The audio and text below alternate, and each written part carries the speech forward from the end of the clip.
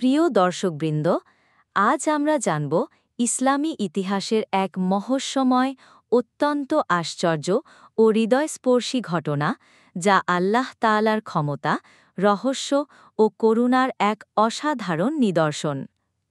আসহাবে কাহাফ।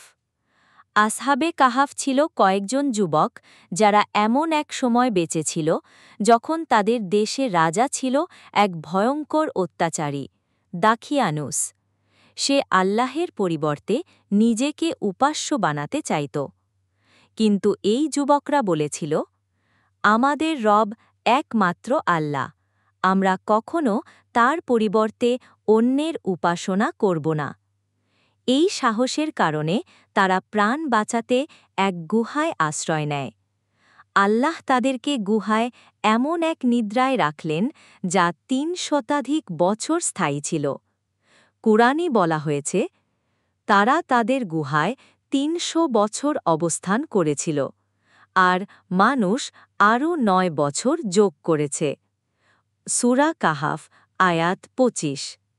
এটি এমন এক অলৌকিক নিদর্শন যা আজকের বিজ্ঞানের চোখেও অবিশ্বাস্য।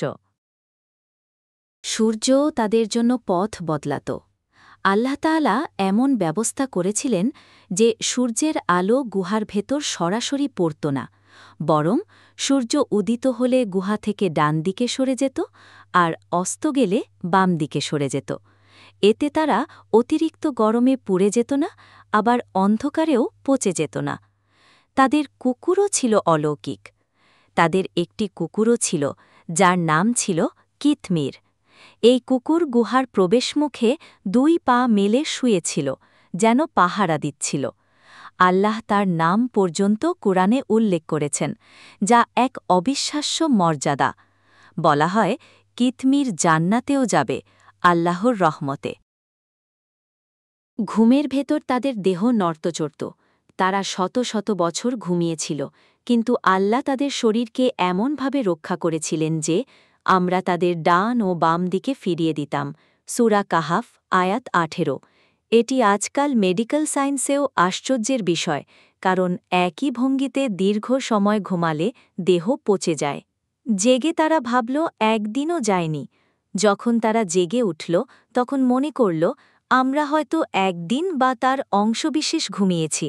কিন্তু শহরে গিয়ে তারা জানতে পারল তাদের যুগ শেষ হয়ে গেছে এবং মানুষ এখন আল্লাহর একত্বে বিশ্বাস করে। তাদের কাহিনী কোরআনে অমর। আল্লাহ এই ঘটনার মাধ্যমে দেখিয়েছেন, আল্লাহ যাকে চান তাকেই রক্ষা করেন এবং সময় আল্লাহর কাছে কিছুই নয়। এই কারণেই সূরা কাহাফ পাঠ করলে দাজ্জালের ফিতনা থেকেও রক্ষা পাওয়া যায়, কারণ এই কাহিনী ঈমান, ধৈর্য ও আল্লাহর উপর ভরসার প্রতীক। চমকপ্রদভাবে অনেক গবেষক দাবি করেন, আজও তুরস্ক বা জর্ডান অঞ্চলে এমন গুহা আছে যেখানে আসহাবে কাহাফ ঘুমিয়েছিলেন এবং সেখানে এখনও পর্যটকেরা যান। শেষ বার্তা, তাই আজ থেকেই নিজের জীবনটাকে ইসলামী বিধানে সাজাও। অন্যের প্রতি দয়া করো, মিথ্যা থেকে দূরে থাকো, নামাজে মন দাও এবং আল্লাহর ওপর ভরসা রাখো। তাহলে একদিন তুমি পৌঁছে যাবে সেই চিরন্তন সুখের রাজ্যে, জান্নাতুল ফেরদাউসে।